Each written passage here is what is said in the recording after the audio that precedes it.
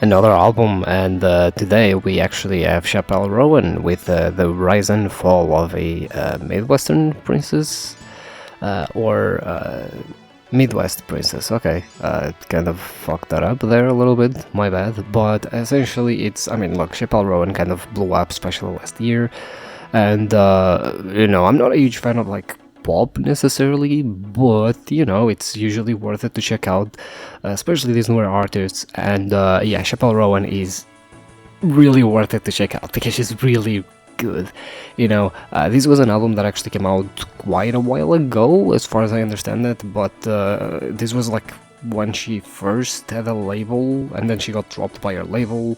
And only then, like later on, her stuff blew up, and now she sort of got recognized for this album. And I mean, look, one thing needs to be said. This album is sort of like I guess, mix of like pop songs with love songs.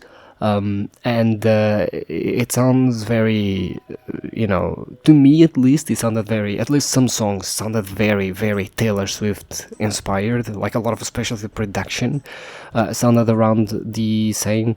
Like a lot of the composition of some of the songs sounded the same. Not a bad thing, they're catchy, and I think that what also contributes to them. However, I would say that contrary to Taylor Swift, it's definitely way spicier. Like especially the lyrics, they are way spicier. Like I'm just saying, Taylor Swift wouldn't fucking say, eating you out on the back of a track. Like I don't think she would. I've heard. I mean, maybe she did. I've heard plenty of her songs, but I haven't heard everything. But yeah, essentially, it's like sort of Chappell Roan is that sugary that Taylor Swift brings, but also has that spice. And it's really, first of all, a lot of the songs are really catchy, obviously, but it's also really funny that there's this song, because some of the songs are sort of these, I guess, country inspired sort of vibe to them, because they're sort of like pop, but they're inspired by country, but they have like very, very explicit lyrics, some of them, and it's really funny, I think, to like hear the contrast between both things, because usually country songs and even country pop songs tend to be, again, like Taylor Swift, they're way more toned down, they're way more, I guess, vanilla in a way, they don't put so many twists and everything. Chappell Roan, on the other side, really, really loves spicing things up. Red Wine Supernova is perhaps maybe an adult song, like too much adult to a certain degree. I mean, I love that because it's me, but yeah, and I think that it can get to a point where it's like it could have been very raunchy and it could have been like cringe or whatnot, but I think she makes it really work, because I think she leans into it, and it's pretty clear that like when you hear the songs, she makes them work because she really leans into it and really has fun with it. So you can kind of like hear a lot of the, I guess, stressed in the songs, rather than just being haha, look edgy or raunchy or haha, like spicy or explicit lyrics, like you don't have that, you just have, yeah, I wrote these lyrics, they're fucking awesome, aren't they? You more have that sort of vibe when it comes to the album than, you just have a more, like I just want to be edgy or whatever, and I think that really contributes, because, I mean, first of all, her voice is really good. She's very talented, and I can see why she blew up. And again, like, she really makes her songs work. I think that she really does. Her voice and her posture in a lot of the songs, alongside the lyrics that they have, and alongside the vibe, I guess, that she has in the songs, really makes everything work, right? And it really makes everything just, again, they sound really fun. They sound very, in a way, the fun that a lot of pop songs used to be like in the 80s.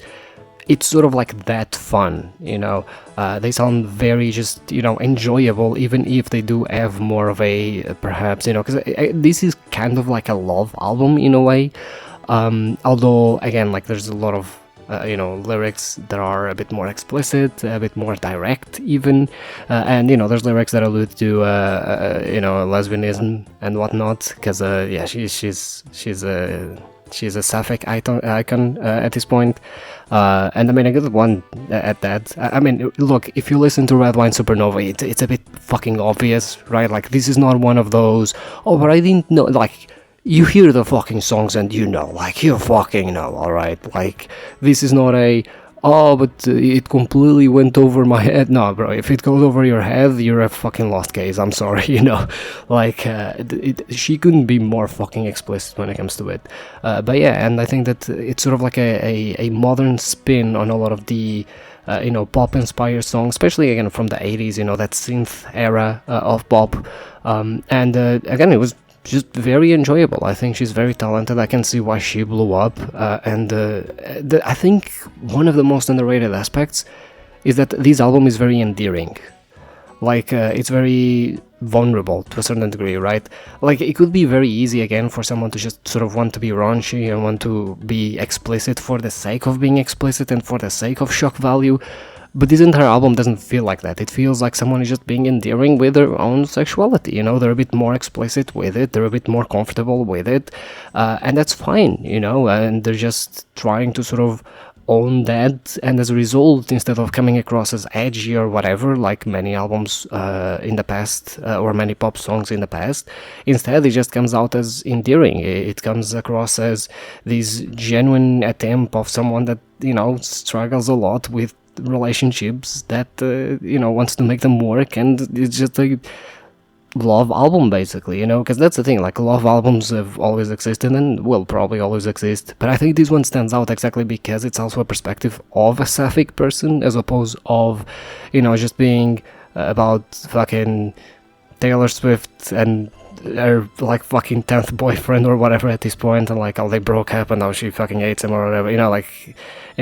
I shouldn't be fucking like flaming Taylor Swift so much, because I do enjoy her stuff, so I'll be guilty on that one. But it just feels like that, and I think honestly I'm glad that she blew up, because honestly, this album is a fucking gem, and there's a lot of gems in here. Like, Naked in Miami is a fucking bop. And I know, but Naked in Miami is a fucking bop, and fuck, what's the other song? Actually, let me check here, because I have the fucking songs open. Yeah, My Kink is Karma. It's a really fucking good song. And yeah, obviously you do have the, very, very popular Pink Pony Club, which I think is probably the most vulnerable song of the album. Yeah, I mean, it's in a way very aspirational, and I find it very relatable. I really enjoyed it, and I mean, it's kind of the song that blew up from her, that kind of made everything, or made, I guess, this specific album be looked at, and I don't know, like, personally I found it very enjoyable. I found the entire thing very enjoyable. I don't really have much else to say about it, so I'm gonna give it like a solid 8 out of 10, I think. Maybe even 9. Okay, I'm gonna go with 8, because that's what my vibe meter is telling me at the moment. But it was very, very enjoyable, alright? Yeah, honestly, go give it a listen, and I'll see you tomorrow.